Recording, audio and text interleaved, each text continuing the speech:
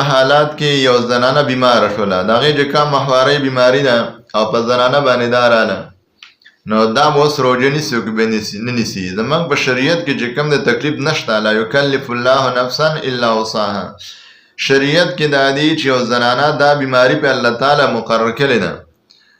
دا د حیض بیماری چې کومه زنانه باندې راځي په محوري او میاشت کې یو پیران، نو چې کله زنانه په دې بیماری باندې بیماره شي نو لحاظه د بیا روژه نه نیسي، دا د بیا منځو نه کوي. د الله تبارک وتعالی طرف نه چې کوم دی دا زنانه د مانځه نه هم معاف شوله او د روژې نه هم معاف شوله. البته دومره خبره ده چې بیا کله روژه تېره شوله نو دغه بیماری ورځې روژه به وروسته بیا چې کوم دی راوړي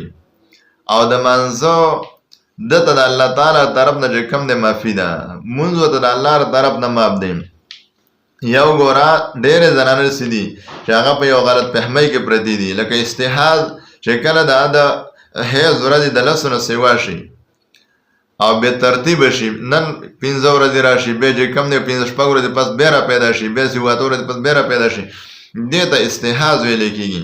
نو په دې میاشت کې به یو پیره بیماري حسابېږي د 10 ورځو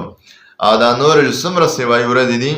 نو دا به استحاض حسابېږي. نو په استحاض کې مسله دا ده چې دا زنانه به غسل کوي او هر مانځه ته به اودس کوي او خپل لمونځ به کوي او روژه به هم نیسي، ځکه دا په حکم د پاک کې ده چې دا زنانه اوس پاکه ده. نو لحاظه دغه زنانه به د هغې ورځې چې کوم د استحاض ورځې دي نو په دې کې به روژه نیسي. ده ډېرې ساده مسلمانانې زنانه رسوي چې هغه روژې نه نیسي، بیا وایي زه بیمار یم، نو لحاظه دغه ورځې د بیمارۍ دې نه دي، نو په دې کې به دا د استحاض